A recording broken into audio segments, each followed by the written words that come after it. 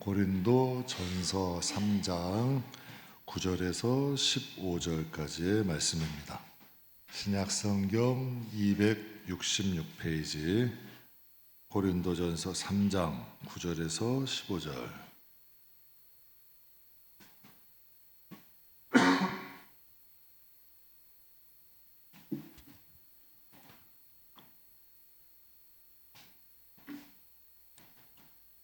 우리 다 찾으셨으면 우리 함께 봉독하겠습니다.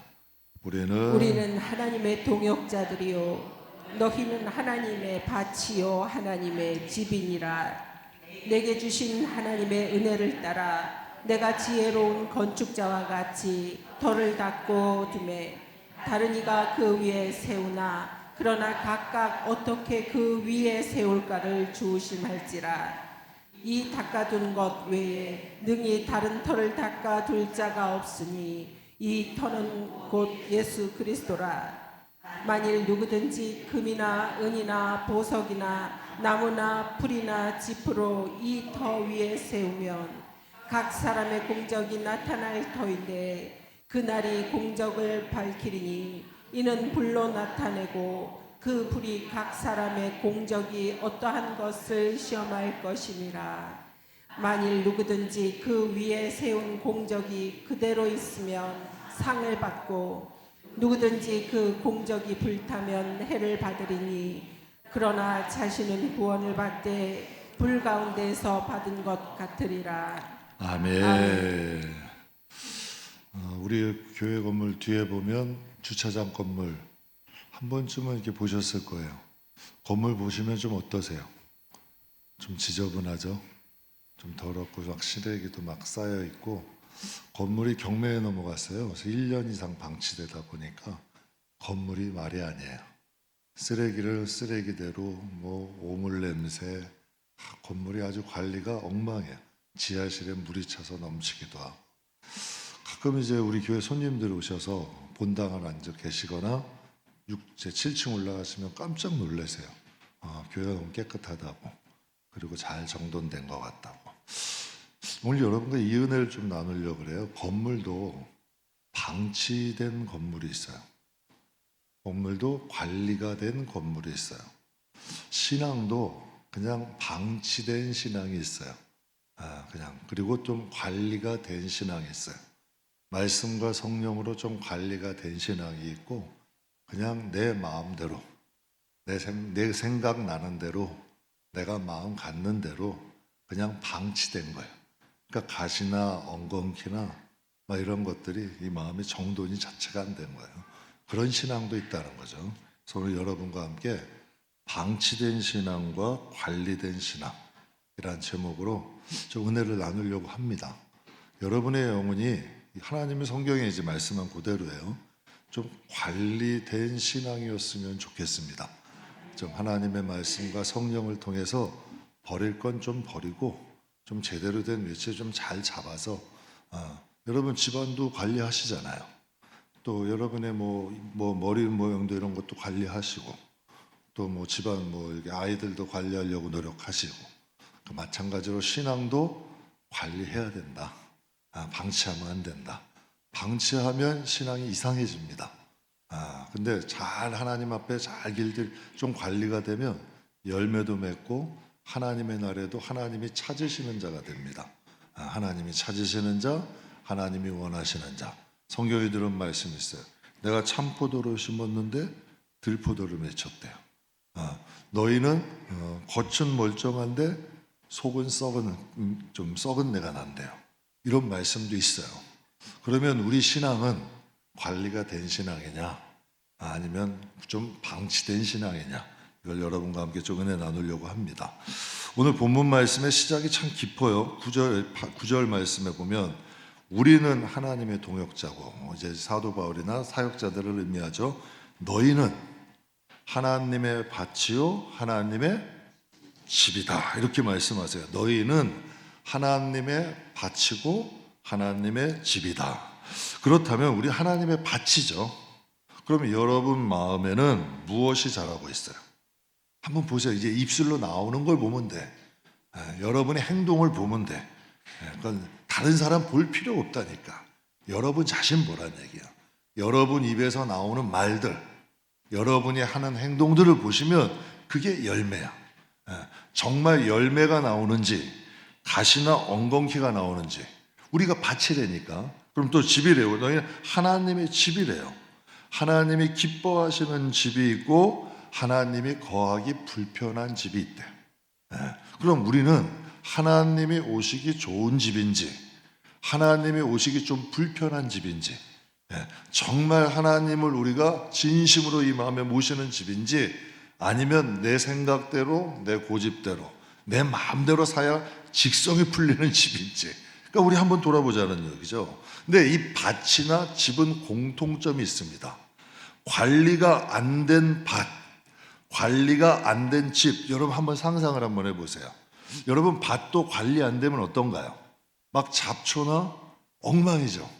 관리 안 된 밭들, 잡초 안 뽑고 뭐 이런 돌 같은 거 안 하고 좀 이런 거 솎아내지 않는 밭들은 밭이 엉망이에요. 그럼 관리 안 된 집들은 먼지가 있죠. 벌레들 뭐 쥐나 바퀴벌레도 다닐 수 있겠죠. 곰팡이도 쓸을 수 있겠어.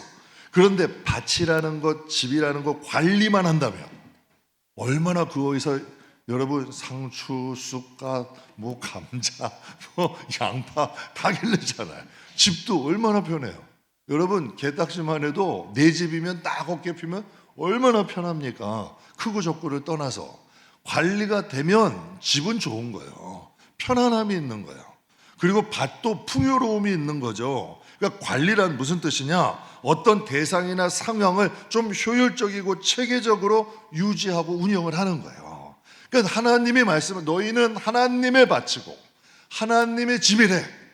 그럼 하나님의 밭으로 관리가 되고 하고 있냐는 얘기예요. 하나님의 집으로 관리가 되냐는 얘기죠. 그러니까 하나님이 이것을 우리에게 물어보는 거예요. 젊은가들에게 물었어요. 하루를 좀 잘 관리하려면 뭐가 필요합니까? 그랬더니 전문가들이 이런 얘기해요. 할 일 리스트를 만들래요. 그래서 저녁에는 목표했던 것들 잘했는지 그리고 다음 날을 체크하래요. 딱 10분만 투자하면 하루를 몇 배를 효율적으로 살 수 있대요. 그래서 하루를 효율적으로 관리하려면 할 일 리스트를 만들고 재정을 효율적으로 관리하려면 가계부를 쓰고 건강을 효율적으로 관리하려면 건강 리스트를 만들래요. 혈압이 높으면 혈압 체크하셔야 돼요. 혈당이 높으면 혈당 체크하셔야 돼요. 비만이시면 체중계 올라가셔야 돼요. 여러분 그런 말들 하더라고요. 비만인 분들은 체중계 안 올라간대요. 스트레스 받는다고. 바다에 빠져요. 여러분 비만이면 자꾸 올라가야 돼요. 스트레스 받아야 여러분 빠지는 거예요. 그래서 어떤 사람이 어떤 전문가가 그래요. 매일 체중계에 올라가는 것만으로도 체중 조절이 될 수 있대요. 하루에 10분만 투자해도 리스트 만들어도 주먹구구식으로 막 살지 않는다는 거예요. 할 일도 재정도 건강도 조금 시간을 들이면 도움이 될까요 안 될까요? 여러분 매일 관리한다 귀찮죠. 그러나 관리하면 도움이 된다는 거예요. 전 집안이 이제 대략 좀 혈압이 좀 높은 편이에요. 그러다 보니까 조금 신경이 쓰이더라고요. 그래서 이제 가족들도 걱정하시고 걱정하고 또 성도들에게 불필요한 걱정을 해드리고 싶진 않는 거예요. 그래서 그냥 제 자진해서 조그만 혈압기기 하나 샀어요. 그래서 뭐 한 며칠에 한 번씩 체크를 해요. 근데 여러분 어떤 때는 많이 나오고 어떤 때 적게 나오겠죠. 신경이 쓰일까 안 쓰일까? 조금 많이 나오면 운동해요. 더 계단도 그냥 올라가고 엘리베이터 안 타려고 그래. 왜? 아니까. 그리고 조금 여러분 관리가 되면 안심이 돼. 그 참 희한한 거라고요. 얼마 안 해요. 근데 관리하니까 도움이 될까요 안 될까요? 되더라고. 그냥 관리 안 할 때는 그냥 내가 어느 정도인지 모르는데 관리하니까 이게 적정선으로 관리가 되더라고요. 할 일도 재정도 건강도 당연히 관리해야 됩니다. 그렇다면 신앙은 관리가 필요할까요? 필요하지 않을까? 두말하면 잔소리인 거예요. 여러분 이 세상의 일도 관리하면 도움이 돼. 잠깐 사는 이 세상의 건강도 관리하면 얼마나 여러분 좀 삶의 질이 나죠.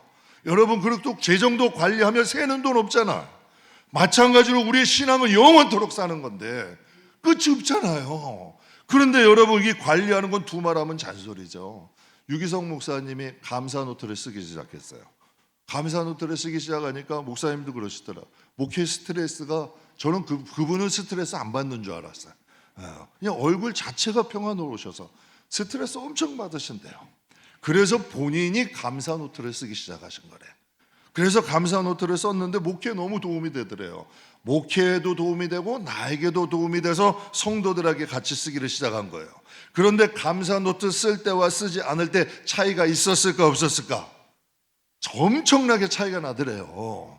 참 희한한 거예요. 안 좋은 거는 그냥 눈에 보여요. 근데 감사한 것들은 찾아야 돼요. 이 세상이라는 구조는 안 좋은 것은 그냥 들려, 그냥 막 들어와. 그런데 좋은 것들은 자꾸 캐내야 되는 거예요. 감사 노트를 쓰니까 인생이 좀 삶이 달라지더래요. 근데 이상한 게요, 부정적인 시각이 바뀌더래요. 쉽게 낙심하게 되지 않더래요. 보는 시각이 달라지고 바라보는 것에 대한 해석이 달라지더래요. 성경을 보게 되면 예수님도 제자들을 선택하기 전에 큰 사역을 앞두고 항상 하시던 게 있어요. 새벽마다 교회 저 산에 올라가시는 거예요. 그냥 사역 안 하셨어요. 제자들을 선택하실 때도 산에 올라서 기도하셔요. 그리고 무슨 큰 사역이 있을 때도 밤새도 기도하셔. 항상 선기도 후 행동이야. 이용훈 목사님이 그런 간증 한번 하시더라고요. 교회가 워낙 크잖아요. 워낙 신경 쓸 게 많다는 거예요. 그래서 본인이 이렇게 새벽 3시에 일어난대요. 새벽 3시에는 부른 데도 없으니까, 새벽 3시에는 갈 데도 없으니까 그 아침 시간을 내서 하나님과 교통하는 시간을 만드신다는 거예요. 그러니까 시간을 사는 거예요. 그 시간에 하나님과 교통하지 않으면 하루가 너무 빠르다는 거죠. 저 같은 경우에는 새벽 시간을 귀히 여겨요. 월요일 같은 날은 제가 설교는 안 하지만 예배에서 참석해서 같이 예배 드리려고 노력해요. 그리고 하루 일과가 정말 새벽에 출근하면 빠듯해요.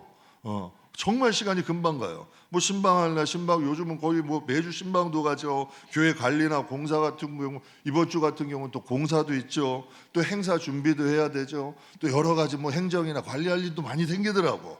그런데 그래서 새벽 예배 준비만큼은 철저히 하려고 노력하는 거예요. 그래서 만약 늦게 퇴근해서라도 새벽 예배 준비하는 거예요. 왜? 그래야 사니까. 그러니까 10시가 됐건 11시가 됐건 끝날 때까지 하는 거예요. 왜? 머물러 있는 거예요. 그래야지 내 영혼이 살지. 여러분, 그래야 내 영혼이 살죠. 근데 그 과정이 힘들 때도 있어요. 버거울 때도 있어요. 설교가 스트레스 갖고 정말 십자가일 때도 있어요. 그런데요, 그 과정이 있으니까 하나님께 머물게 되더라고. 그 과정이 있으니까 영혼이 살더라고요. 신앙 관리가 왜 필요할까? 본문은 명확히 말씀하시잖아요. 너희는 하나님의 밭이고 하나님의 집이라는 거예요. 여러분, 우리의 밭을 잘 관리해야 풍성한 열매 나올 거 아니에요. 우리의 집을 잘 관리해야 그릇도 넓혀주실 거고 하나님의 임재가 있을 거고 하나님의 역사가 일어날 거 아니에요. 집과 밭의 공통점은 관리해야 되는 거예요. 그래서 하나님은 성경에 보면 우리에게 열매를 주시나요? 씨앗을 주시나요? 하나님은 씨앗을 주시는 분이에요. 그런데 그래서 하나님은 우리에게 씨앗을 주시고 어떤 문제가 발생했을 때 우리의 반응을 보시는 거예요. 그래서 성경에 보면 마태복음 13장에 길가밭이 있고 돌짝밭이 있고 가시밭이 있고 좋은 밭이 있대요. 씨가 어느 밭에 떨어지느냐에 따라 수확은 어떻게 될까요? 완전히 달라져. 그래서 성경에 진짜 하나님이 이러세요. 내가 분명 참포도 심었거든. 그런데 왜 너희는 들포도를 거두냐는 거예요. 분명히 내가 포도나무를 심었는데 왜 가시와 엉겅퀴가 나냐는 거예요. 원수가 와서 뭘 뿌리고 간 거잖아. 그럼 여러분, 우리는 하나님의 밭이잖아. 하나님의 집이잖아. 이 입에서 뭔가 가시와 엉겅퀴가 나온다면은 우리가 심각하게 돌아봐야죠. 이게 정상이잖아. 내 안에서 나오는 말인데, 내 안에서 나오는 생각인데 밭 관리해야죠. 야, 나에게 진짜 이게 나쁜 게 나오는구나. 가시가 나오고 엉겅퀴가 나오는구나. 나 안에서 포도나무가 나와야 되고 정말 감람나무가 열매가 맺어야 되고 하나님의 의로운 열매가 나와야 되는데 왜 내 입에서, 내 생각에서, 내 마음이, 내 밭이 뭐가 된 거지? 나는 하나님의 집인데 진짜 하나님 계신 거야? 누가 있는 거야 도대체? 여러분 이 정도 우리 생각할 수 있잖아요. 관리하셔야 돼요. 여러분 내 안에 분명히 하나님의 집이랬는데 그럼 내 안에 누가 살고 있는 거지? 분명히 사도 바울이 그런 고백을 했거든. 내 안에 두 법이 있대요. 하나님을 따르는 법이 있고 자꾸 나를 사망으로 끌고 가는 두 법이 있대요. 이 두 법이 항상 나오고 싸운다는 거예요. 신앙생활은 좋은 밥 만드는 거예요. 좋은 밥 만들면 당연히 여러분 좋은 거 거두죠. 좋은 게 나오죠. 좋은 열매 맺을 거 아니에요. 그래서 본문에는 또 하나님의 집이래요. 10절과 11절 한번 우리 같이 한번 읽겠습니다. 내게 주신 은혜를 따라 내가 지혜로운 건축자와 같이 터를 닦아두매 다른 이가 그 위에 세우나 그러나 각각 어떻게 그 위에 세울까를 조심할지니라. 이 닦아둔 것 외에 능히 다른 터를 닦아둘 자가 없으니 이 터는 곧 예수 그리스도라. 아멘. 터는 하나예요. 여기 부처를 믿는 분 없잖아요. 여기 공자를 믿는 사람은 없잖아요. 여기 마호메트를 믿는 사람 없잖아요. 다 예수는 믿어요. 터는 예수야. 그런데 성경에 오늘 뭐라 그래요? 각각 그 위에 어떻게 세울까는 조심하래. 세우는 건 여러분이 세우는 거예요. 터는 예수예요. 근데 집은 어떻게 세우느냐를 하나님이 조심해서 잘 세우라는 거예요. 근데 어떤 사람은 금으로 12절과 13절에 보면 어떤 사람은 금이나 은이나 보석으로 세우고 어떤 사람은 나무나 풀이나 집으로 그 위에 세운대요. 각 사람의 공력이 나타날 텐데 그 날의 공적을 밝히는 이 이름 불로 나타내겠다. 그 공적을 불로 태우신다는 거예요.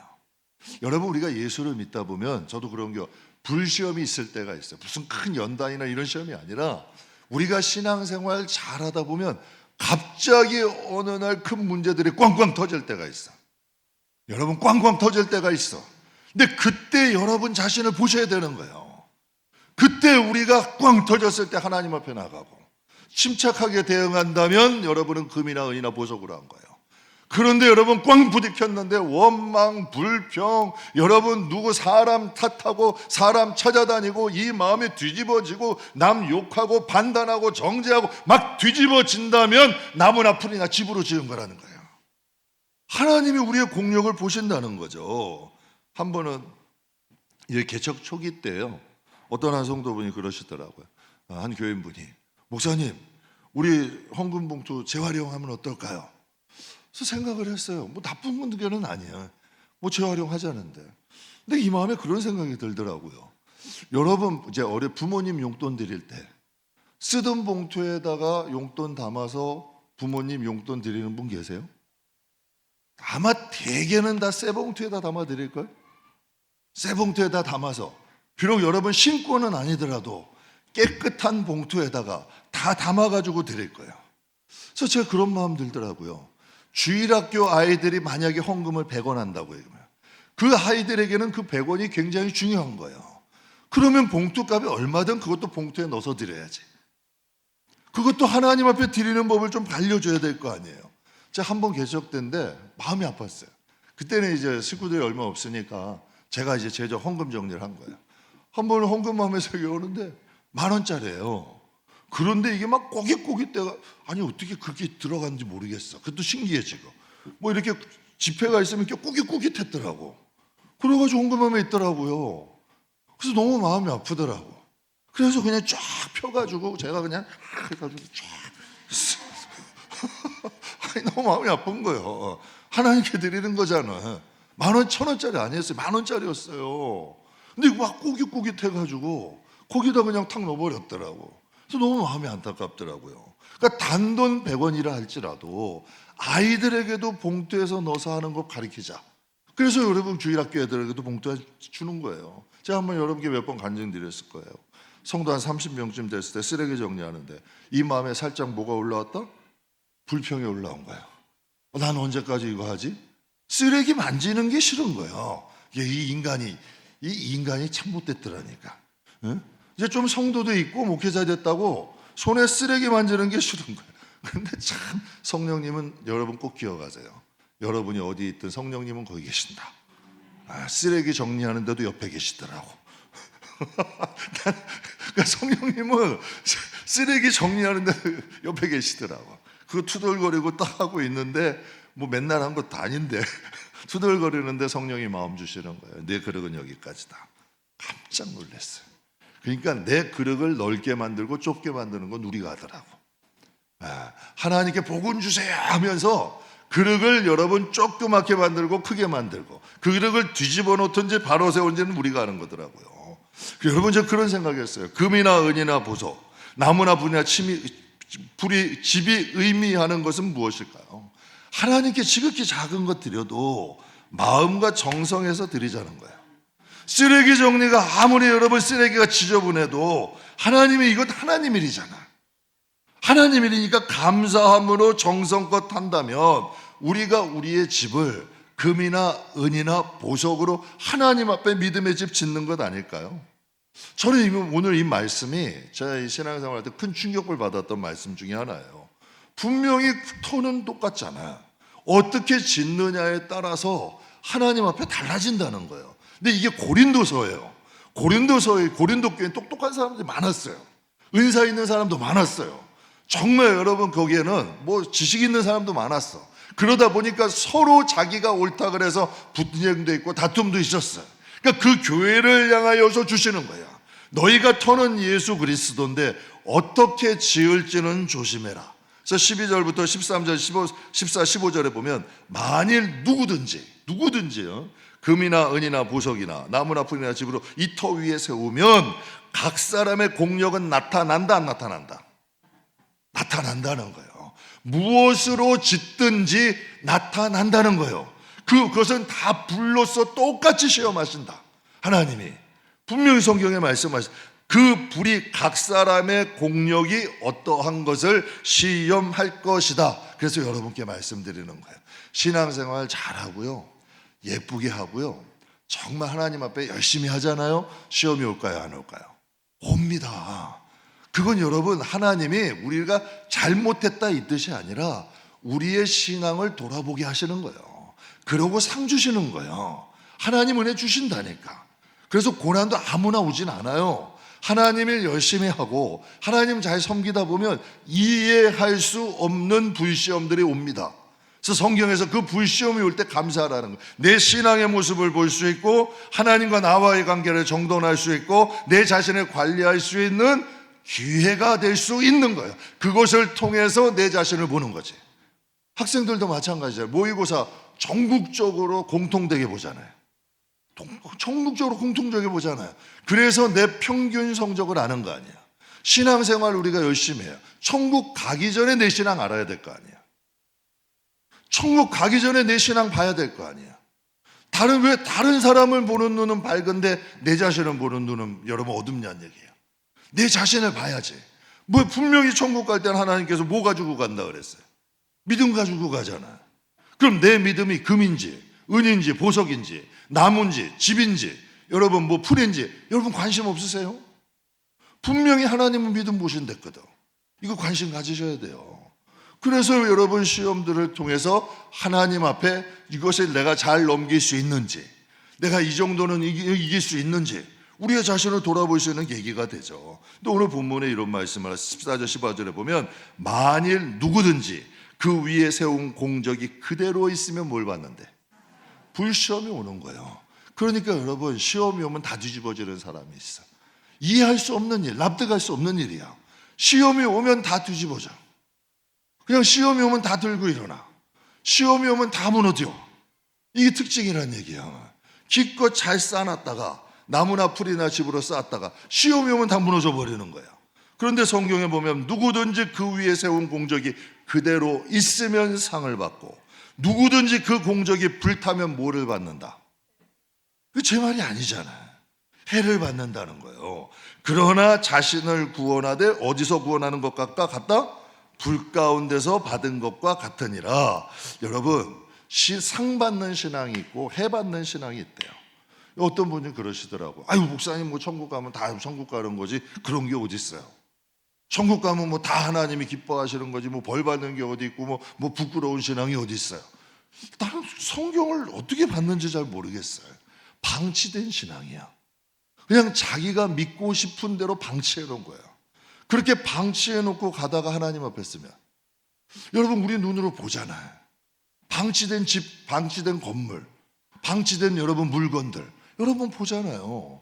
그럼 내 신앙은 좀 씻고 닦고 기름칠하고 정돈된 신앙이냐는 거예요. 뭔가가 여러분 어떠한 환경이 꽝 부딪혀도 정돈된 날만 나오냐는 얘기야. 어떤 일이 꽝 부딪혀도 하나님께 여러분 의지하고 하나님께 영광 돌리는 마음이 나오냐는 얘기야. 그러니까 여러분 이 마음에 압력을 딱 받으면 그걸 견디면 다이아몬드 되는 거예요. 그런데 그 압력을 못 견디면 석탄 되는 거예요. 똑같이 탄소라니까. 그러나 그 과정을 통해서 하나님께서 우리들을 어떻게 하는 거예요? 하나님 자녀로 만드시는 거예요. 그 압력이 세상의 불순물은 여러분 다 나가는 거고, 제가 그런 생각이 들어요. 야, 저 건물 얼마나 아까워. 그냥 여러분 시간만 주면 가서 물청소 쫙 하고 그냥 닦고 쓸고 그냥 딱 하면 얼마나 실용적인 건물이 돼요. 방치해 놓으니까 순다 쓰레기들만 모이고 짐승들만 모이고 고양이들이나 왔다가 쥐새끼들 왔다 갔다 거리고 그리고 이게 뭐냐는 얘기야. 여러분 우리 건물 같은 경우 잘 관리해 놓으니까 어때요? 와서 여러분 예배 드리죠. 여러분 보세요. 제가 오늘 다음 주 이번 주 금요 예배는 저기 열린 마트 그 상가 거기서 좀 드리겠습니다. 몇 분이 나올까? 거기서 그냥 저기서 광대상 하나 갖다 놓고 거기서 의자 하나 놓고 우리 한번 예배 드리죠. 여러분 얼마나 오시겠어요? 관리가 안 된 집이잖아. 그런데 우리가 쫙 관리하고 하나님의 임재를 사모하면 하나님이 오실까 안 오실까? 오시죠.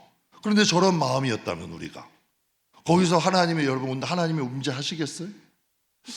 여러분 우리가 그렇잖아요. 신방을 모시고 여러분 손님을 초청해도 대청소는 하시잖아요. 대청소 정도는 하시잖아요. 그러면 하나님의 집이면 우리는 영적으로 대청소를 하냐는 얘기예요. 이거 말씀하시는 거예요. 간단하게. 그냥 벌판에 방치된 신앙이냐, 그래도 말씀과 성령을 통해서 좀 변화돼서 준비되고 좀 여러분 관리가 된 신앙이냐는 거예요. 제 전도사 때인데 이제 그 종로서적 기독교 서적 코너에 베스트셀러에 있었던 간증집이 있었어요. 근데 그거 간증집을 이제 한번 딱 읽게 되는데 내용 중에 이런 얘기가 있었어요. 하나님이 이제 천국으로 본인들을 이제 이끌어 가셨대. 그래서 천국으로 딱 갔는데 그분이 이제 술집을 하셨어. 여자분인데 방탕하게 사신 거예요. 그래가지고 이제 그 회심한 지가 얼마 안 됐을 때요. 그래서 하나님을 만나고 은혜를 막 경험할 때인데 간증을 쓰신 거지. 그래서 하나님의 은혜로 하나님께 천국을 데려가셨대. 근데 천국을 딱 들어갔는데 너무 아름답고 너무 좋더래. 그런데 자신의 모습을 보니까 자신이 벌거벗은 몸이래. 그래가지고 거기 천국 한복판에서 하나님이 한 예로 그분에게 보여주신 거겠지. 쭈그리고 앉아가지고 온몸을 가리면서 펑펑 울었대. 그랬더니 하얀 구름이 와서 자기를 이렇게 가려주더래. 그래서 그분이 그런 생각을 했대. 내가 절대 부끄럽게 천국은 안 오겠다. 뭐 그런 의미는 아니겠지만 꼭 준비 잘해서 내가 하나님 앞에 오겠다. 그래서 그때부터 야쿠르트 전도도 하고 우유 전도도 하고 개척교회 가서 청소도 하고 꽃꽂이도 하고 그리고 또 좋은 하나님 은혜 안에서 살려고 기도하면 믿음의 사람 안에서 살려고 그렇게 노력하고 힘쓰셨다 그래요. 이제 그분이 다 준비해서 하나님 나라 가셨을까 안 가셨을까? 하나님 앞에 잘 준비하셔서 하나님 앞에 간 거예요. 성경에도 말씀하셨어요. 세마포는 성도들의 뭐래요? 옳은 행실이라고 하잖아요. 사도 바울은 자신의 신앙 관리를 이렇게 표현을 해요. 고린도전서 9장 27절 같이 읽겠습니다. 내가 내 몸을 쳐 복종하게 함은 내가 남에게 전파한 후에 자신이 도리어 버림을 당할까 두려워함이로다. 아멘. 참 사도 바울이 힘들게 사역했어요. 정말 여러분 그 전도하면서 그 불편한 몸으로. 그런데 지금 사도 바울은 복음을 전하면서 자신을 관리한 거예요, 방치한 거예요? 자기를 관리한 거예요. 복음을 전하는 게 관리는 아닙니다. 이건 하나님이 나에게 은사를 주셔서 하나님이 맡기신 직분이지. 그래서 부흥사들이 10년이 못 간대요. 왜? 부흥사들은 하나님 교회에서 계속 계속 하나님 말씀을 파야 되잖아. 공부해야 되고 성도들하고 이런 문제 저런 문제 부딪히다 보면은 목회하다 보면은 정말 기도하게 되고 의지하게 되잖아. 근데 부흥사 같은 경우는 여기서 이건 전문 용어인데 하여튼 교회가 틀리잖아. 그러면 한 가지 본문 가지고 여러 군데서 할 수 있는 거 아니야. 그리고 또 갈 때마다 뭐 대우를 받을까 안 받을까? 대접을 받으시는 거예요. 그럼 여러분, 그러니까 새로운 말씀을 연구하기보다 또 여러분 같은 말씀, 또 거기서 대접까지 받아. 그러면 자기 자신의 관리하기가 여러분 쉬울까 어려울까? 어려운 거예요. 그래서 이런 말들 해요. 부흥사는 10년 가기가 힘들다고. 근데 가만히 보면 맞아. 근데 여러분 주의 종도 마찬가지라니까 관리해야 돼요. 사도 바울이 이렇게 고백을 하는 거예요. 내가 내 몸을 복종하게 함은 내가 남에게 전파한 후에 도리어 버림을 받을까 두려워합니다. 사도 바울도 자신을 관리하는 거예요. 여러분, 우리도 우리의 자신의 믿음 관리하셔야 돼요. 할 일도 관리해야 되고 건강도 관리하잖아요. 재정도 관리해야죠. 그래야 이 세상을 살아가는데 불편함이 없습니다. 그러면 하나님 앞에 영원히 가게 될 여러분 우리의 영혼은 분명히 하나님이 다른 거 안 보신대잖아요. 너희가 올 때 믿음 보겠대요. 너희의 믿음에 불순물이 있는지, 너희의 믿음이 정금 같은 믿음인지, 나를 향한 너희의 마음이 진실한지. 분명히 오늘도 복음성가 우리 참 은혜롭게 불렀잖아요. 하나님이 찾으시는 자가 내가 맞는지.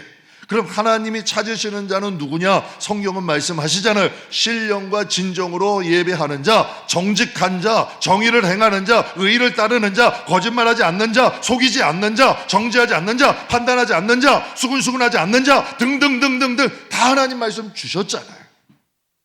우리가 몰라서 준비하라는 건 아니잖아요.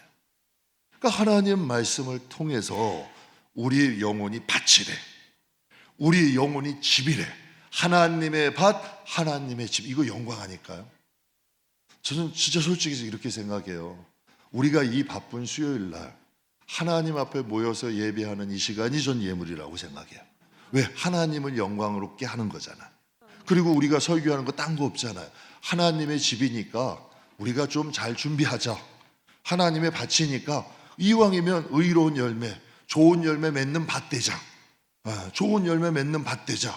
여러분, 사랑과 희락과 화평과 오래 참음, 뭐 절제, 뭐 온유, 충성, 뭐 이런 것들이 우리의 마음의 열매를 맺으면 우리가 나갈 때 그 열매가 누구에게 전화되는 거예요?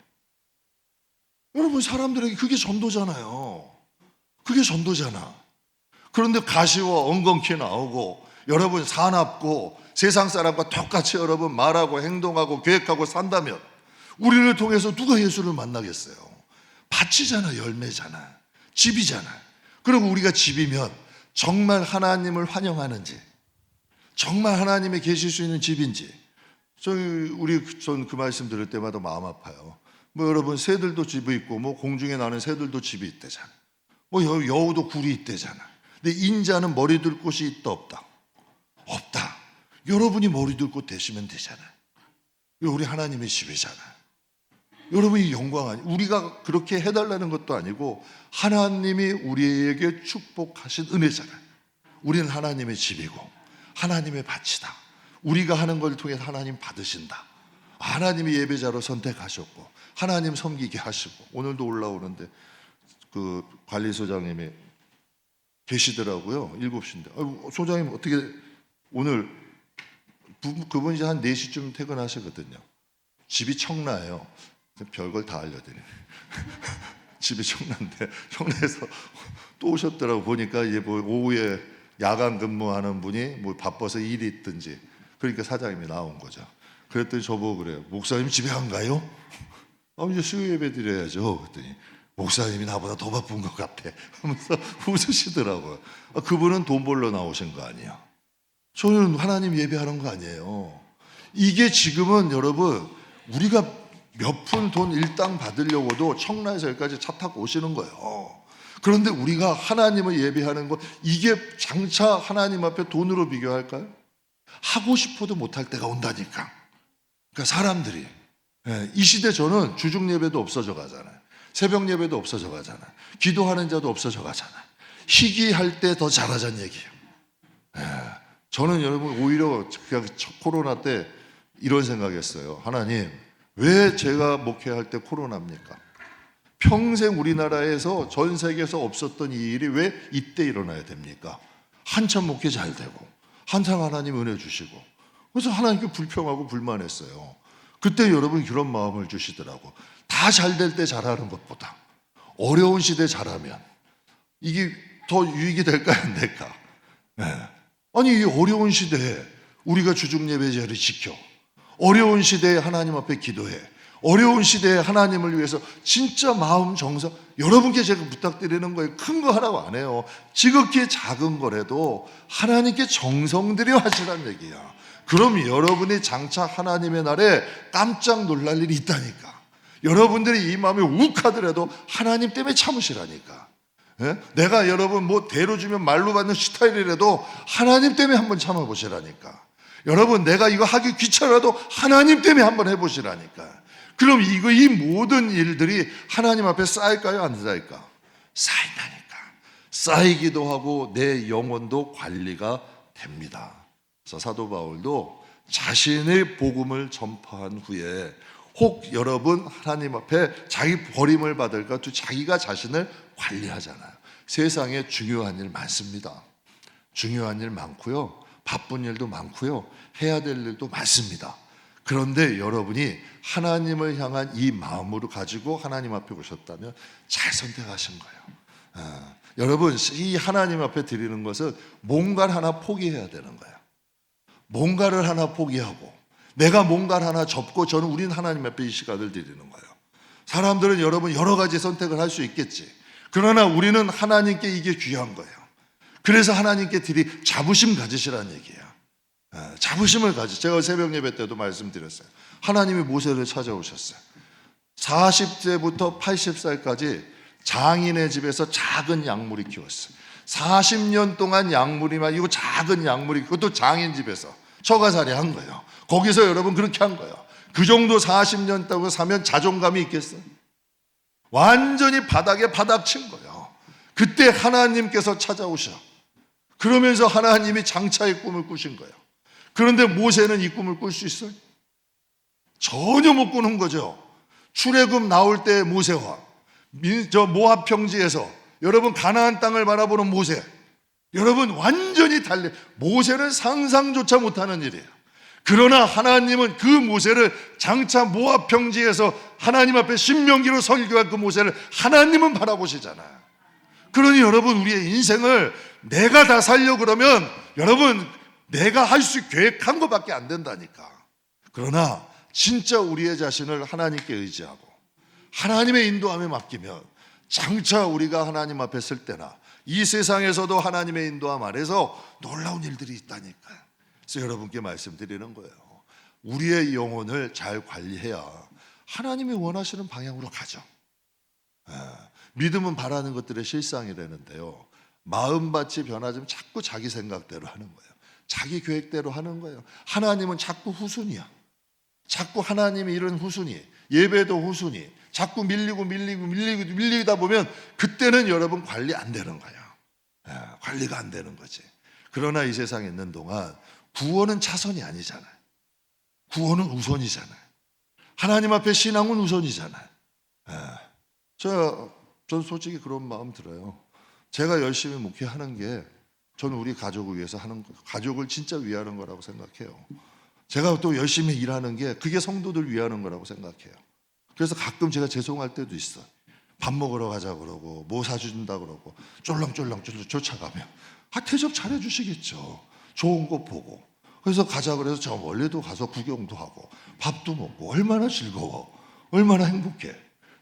뭐 교회에 있는 거 뭐 저녁에 있어 뭐냐 사람 불러가지고 덕덕덕덕 해버리고 뭐 그거 뭐 못하겠어요? 놀러 다니고 할 거 하면서 교회 뭐 일할 거 있으면 여러분 뭐 그냥 교회 돈 들여가지고 하고 또 그럴 수 있잖아요. 또 부족하면 임원회 해가지고 이거 뭐 부족합니다. 이것 좀 해주세요. 얘기 못하는 거 아니라니까. 그럼 하나님이 복을 주시겠냐고. 이렇게 한번 여쭤볼게요. 인간 방법으로 그렇게 살면 하나님이 축복하시겠냐는 얘기야. 하나님의 복은 다 받은 거예요. 그렇게 되면 하나님이 우선순위가 되셔야지. 하나님이 우리의 앞장서 계셔야지. 하나님을 향한 무언가 진심, 하나님을 향한 뭐 이런 마음들이 뭔가가 있어야지. 하나님이 움직이셔야지. 저도 뭐 인생을 이제 저도 조금씩 많이 살다 보니까 조금 보이는 것 같아요. 하나님이 움직이셔야 돼요. 큰 일은 하나님이 움직이셔야 되더라고요. 사소한 건 우리의 힘으로 되더라고요. 그런데 큰 일은 하나님이 하셔야 되더라고요. 하나님이 움직이셔야 되더라고요. 설교 마무리하겠습니다. 몸이 병들 수 있나요, 없나요? 몸이 병들 수 있어요, 없어요? 물건은 낡을 수 있어요, 없어요? 그러면 마음은 변할 수 있어요, 없어요? 그럼 한번 볼게요. 몸이 낡지는 않지. 몸도 병들 수 있고 물건도 낡을 수 있고 마음도 변할 수 있어요. 그럼 신앙은 병들 수 있나요, 없나요? 신앙이 낡을 수 있나요, 없나요? 신앙이 변할 수 있나요, 없나요? 신앙 관리하셔야 됩니다. 하셔야 우리의 신앙이 건강하게 정말 하나님이 원하시는 열매를 맺을 수 있습니다. 우리의 신앙은 방치된 신앙인가? 아니면 말씀과 성령을 통해서 관리된 신앙인가? 우리가 한번 돌아볼 수 있는 시간 가졌으면 좋겠어요. 그냥 건물도 보니까 이렇게 방치된 건물 안 이쁘더라고요. 근데 관리 잘 된 건물은 정말 여러분 들어가고 싶고 편하더라고요. 우리의 영혼도 좀 방치된 밭 되지 말자고요. 방치된 건물 되지 말자고요. 좀 관리가 된 건물, 관리가 된 밭 되자고요. 그럼 분명히 우리 하나님 오시는 거예요. 그래서 오늘 본문 말씀 9절에 너희는 하나님의 밭이요 하나님의 집이니라. 저와 여러분의 영혼과 신앙은 관리가 잘 된 좋은 밭, 좋은 집이 되시기를 주님의 이름으로 축복합니다. 기도하겠습니다.